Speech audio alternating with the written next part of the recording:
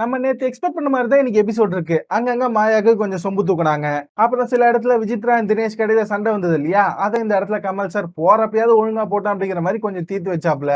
இதெல்லாம் இன்னைக்கு எபிசோடோட கொஞ்சம் ஹைலைட் பாயிண்ட். இதுல இன்னும் ஹைலைட் என்ன அப்படின்னா, கடைசி 15 நிமிஷத்துக்கு கண்டென்ட்டே இல்ல. நீங்களா ஒண்ணு பேசிக்கங்க அப்படிங்கிற மாதிரி Kamal sir tata bye bye அப்படின்னு போயிட்டாப்ல. சோ இருந்தாலும் அங்கங்க சில சுவாரஸ்யமான சம்பவங்கள் இருக்கு. நாளைக்கு வேற ஒரு சம்பவம் இருக்கான். சோ அத பத்திலாம் ஒரு நியூஸ் கிடைச்சிருக்கு. அப்படியே எல்லாத்தையும் ஒண்ணா கலந்து கட்டி ஒரே வீடியோல பார்த்தலாம். பட் வீடியோக்குள்ள போறதுக்கு முன்னாடி வீடியோ பார்க்க வந்தலார மறக்காம லைக் பண்ணிட்டு எத்தனை லைக் அப்படிங்கறத கமெண்ட் செக்ஷன்ல போடுங்க. இதை நீங்க பண்ணீங்க அப்படின்னா நம்ம சேனல் இன்னும் நிறைய பேர்கிட்ட ரீச் ஆகும். சோ இதை பண்ணுவீங்க அப்படின்னு நம்ம இப்ப டைரக்டா வீடியோக்குள்ள போறேன். எபிசோடோட ஸ்டார்டிங்ல கமல் சார் உள்ள வராப்ல. வந்த உடனே நம்ம ப்ரோமோல பார்த்தோம் இல்லையா, அந்த கேள்விதான். இங்க இருக்கிற ஆட்களுடைய யூஎஸ்பி என்னவா இருக்கும் அப்படின்னு நீங்க நினைக்கிறீங்க? அதாவது இங்க இருக்கக்கூடிய யாராவது ஒரு ஆளுடைய எந்த கேரக்டர் மக்களுக்கு ரொம்ப பிடிக்கும் அப்படின்னு நினைக்கிறீங்க அப்படின்னு சொல்லி ஒரு கேள்வி கேட்டிருப்பாப்ல.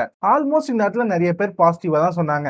இதுல இன்ட்ரெஸ்டிங்கா இருந்த ஒரு விஷயத்த மட்டும் சொல்றேன். தினேஷ் வந்து விசித்ரா கிட்ட இருந்தா அந்த கெத்து தான் அவங்களோட செல்லிங் பாயிண்ட், அதுதான் அவங்களோட யூஎஸ்பி அப்படிங்கிற மாதிரி லைட்டா பாராட்டி தான் சொல்லியிருப்பாப்ல. அதே மாதிரி மாயா கேம் வந்து நல்லா விளையாடுறாங்க அப்படிங்கிற மாதிரி இவரும் சொல்லிட்டாருன்னு வச்சுக்கோங்களேன். ஏன்னா வேற வழி கிடையாது, அவங்களுக்கு ஓப்பனாவே உள்ள சப்போர்ட் பண்றாங்க அப்படிங்கிறது தினேஷ்க்கும் புரிஞ்சிருச்சு, அர்ச்சனாக்கும் புரிஞ்சிருச்சு. அப்புறம் விஷ்ணுக்கு சொல்லும்போது விஷ்ணு வந்து கேமை பத்தியே யோசிச்சுட்டு இருப்பாரு, நிறைய இடத்துல புலம்புவாரு. இதெல்லாம் அவருடைய செல்லிங் பாயிண்ட் அப்படிங்கிற மாதிரி தினேஷும் சொல்லியிருப்பாப்ல, மணியும் சொல்லியிருப்பாப்ல. கிட்டத்தட்ட அர்ச்சனாவும் இதே மாதிரி தான் சொன்னாங்கன்னு வச்சுக்கோங்களேன். ஆனா இந்த டாஸ்க்லயும் வன்மத்தை நான் கக்கியே தீர்வேண்டா அப்படின்னு பண்ணது மாயாவும் விஜய் வர்மாவும் தான். விஜய் வர்மா எந்திரிச்சு, சார் மணியோட செல்லிங் பாயிண்ட் ரவீனா அப்படின்னு நினைக்கிறேன் சார், ரவீனா இல்லாம மணி வேலைக்கு ஆக மாட்டான் சார் அப்படிங்கிற மாதிரி என்னமோ மணி கேமே விளையாடாத மாதிரி சொல்லிக்கிட்டு இருக்காப்ல. இன்ஃபேக்ட் சொல்ல போனா அப்படின்னா விஜய் வர்மாவை விட மணி நல்லா தான் கேம் விளையாடுறாப்ல. மாயாவே 2-3 இடத்துல நோஸ் கட் பண்ணி உட்கார வச்சாப்ல. அதுவும் ரவீனா இருந்ததுனால தான் கெட்டு போச்சு. இல்ல அப்படின்னா அந்த இடத்துல இன்னுமே மாயா மொக்க வாங்கியிருப்பாங்க.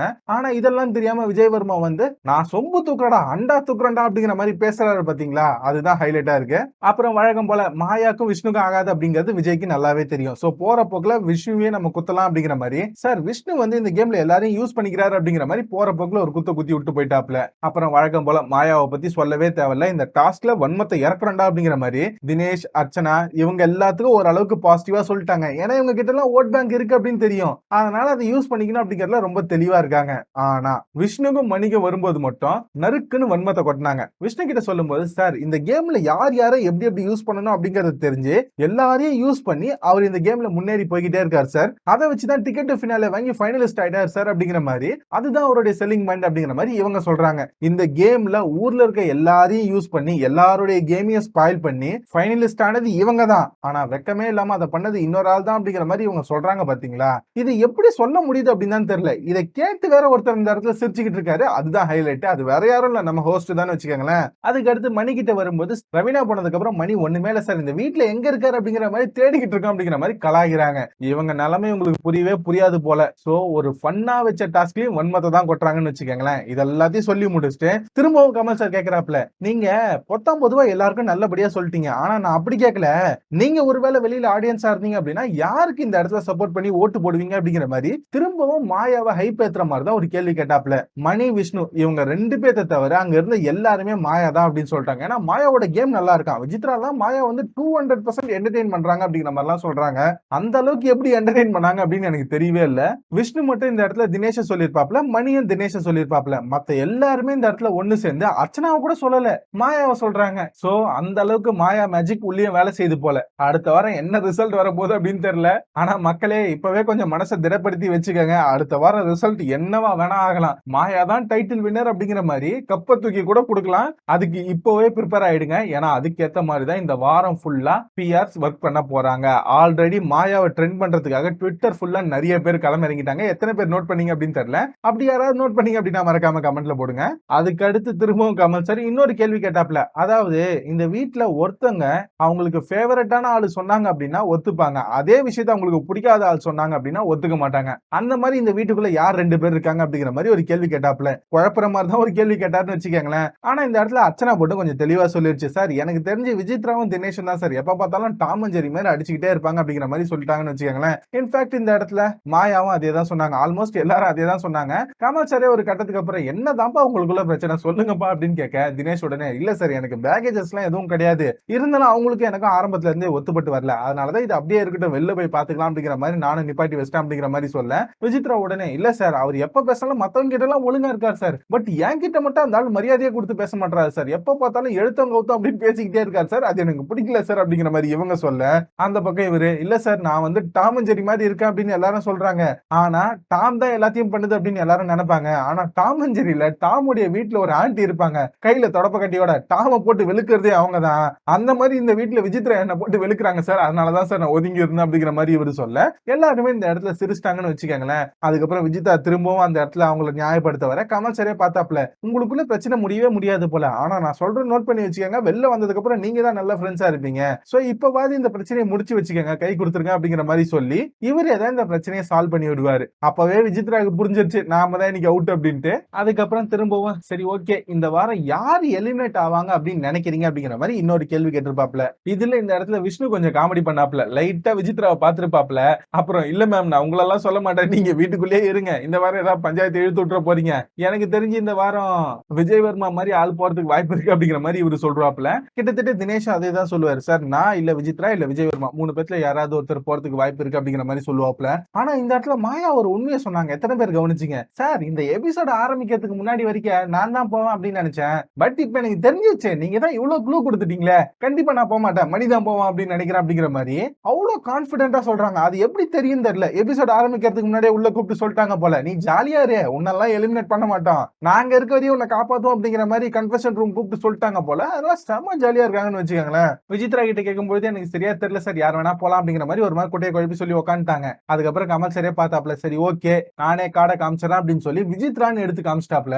இந்த இடத்துல ஒரு விஷயத்தை நோட் பண்ணீங்களா? விசித்ரான்னு காடை காமிக்கும் போது அங்க இருக்க எல்லாருமே பயங்கரமா கை தட்டுறாங்க. வெளியில விசித்ரா எவிக்ட் ஆனதுக்கு எல்லாருமே அன்ஃபேர் எவிக்ஷன் அப்படின்னு தான் சொல்லிட்டு இருக்காங்க. ஆனா நிக்சன் எவிக்ட் ஆனப்ப எல்லாரும் கிளாப் பண்ணாங்க இல்லையா, அந்த அளவுக்கு இங்க கிளாப் வர மாதிரி காமிச்சாங்க. இது எதுக்காக இந்த மாதிரி பண்ணாங்க அப்படின்னு தெரியல.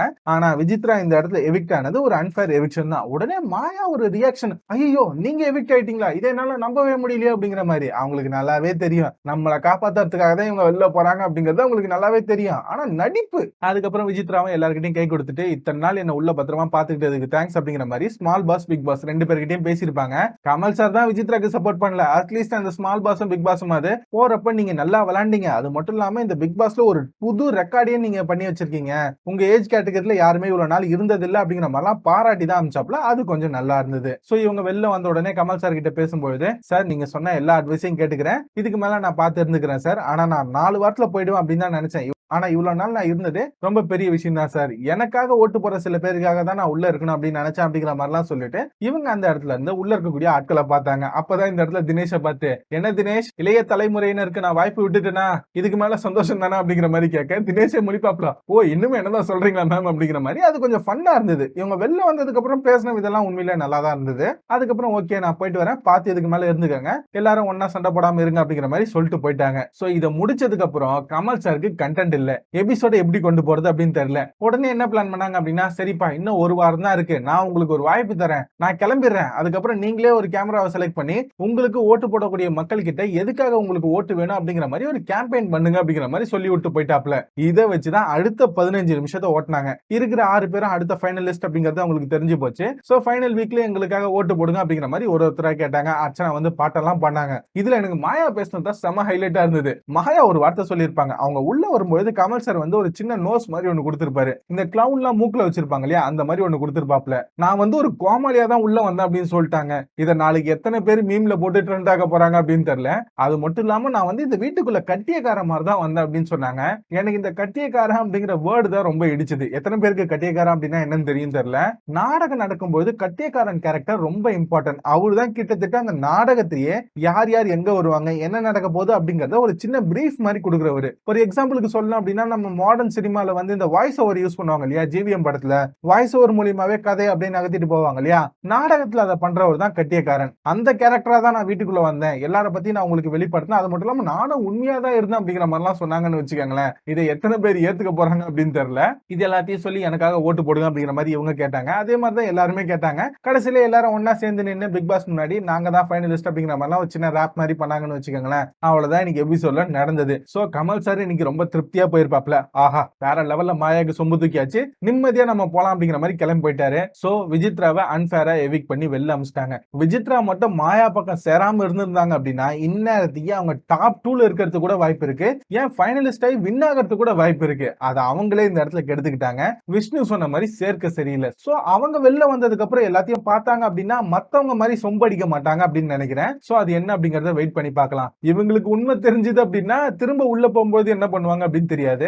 ஆனா இப்போதைக்கு ஒரு நியூஸ் கிடைச்சிருக்கு. மாயாவோட ஸ்குவாட் எல்லாருமே நாளைக்கு வீட்டுக்குள்ள போறாங்களாம். அது மட்டும் இல்லாம மாயாவை எப்படி தேத்தணும், அது மட்டும் இல்லாம அர்ச்சனாவை எப்படி டிகிரேட் பண்ணணும் அப்படிங்கிற மாதிரி ட்ரைனிங்லாம் கொடுத்து அனுப்புறாங்களாம். அதை பத்தி எல்லாம் கேள்விப்பட்டிருப்பீங்க அப்படின்னு நினைக்கிறேன். சோ நாளைக்கு லைவ் ஃபுல்லா வன்மத்தை கக்கிற மூமெண்டா தான் இருக்க போது. அர்ச்சனா பொண்ண பயங்கரமா டார்கெட் பண்ண போறாங்க. அது மட்டும் இல்லாம நடுவுலயே ஒரு பணப்பெட்டியை வச்சு அர்ச்சனாவை எடுக்க வைக்கிறதுக்கும் வாய்ப்பு இருக்கு அப்படின்னு நினைக்கிறேன். பட் அர்ச்சனா கொஞ்சம் ஸ்ட்ராங்கா இருக்கணும். அதெல்லாத்தையும் தாண்டி வந்தாங்க அப்படின்னா மேபி அவங்க ஜெயிக்கிறதுக்கு வாய்ப்பு இருக்கு. ஆனா சேனல் என்ன பண்ண போறாங்க அப்படிங்கறத கடைசி நிமிஷம் வரையும் நம்மளால ப்ரெடிக்டே பண்ண முடியாது. அது வரைக்கும் நம்ம வெயிட் பண்ணி தான் ஆகணும். சோ இன்னைக்கு எபிசோட பத்தின உங்களோட ஒப்பீனியன் என்ன அப்படிங்கறத மறக்காம கமெண்ட்ல போடுங்க. அது மட்டும் இல்லாம இவ்வளவு தூரம் வீடியோ பார்த்திருக்கீங்க அப்படின்னா கண்டிப்பா உங்களுக்கு வீடியோ பிடிக்கும் அப்படின்னு நினைக்கிறேன். சோ போற போக்குல ஒரு லைக் போட்டு எத்தனை லைக் அப்படிங்கறத கமெண்ட்ல மென்ஷன் பண்ணுங்க. அது ரொம்ப முக்கியம். இதை நீங்க பண்ணீங்க அப்படின்னா நம்ம சேனல் இன்னும் நிறைய பேர்கிட்ட ரீச் ஆகும். சோ இதை பண்ணுவீங்க அப்படின்னு நம்பி இப்ப வீடியோ முடிச்சுக்கிறேன். அடுத்த வீடியோல உங்களை மீட் பண்றேன். Until then, bye bye. Thank you guys.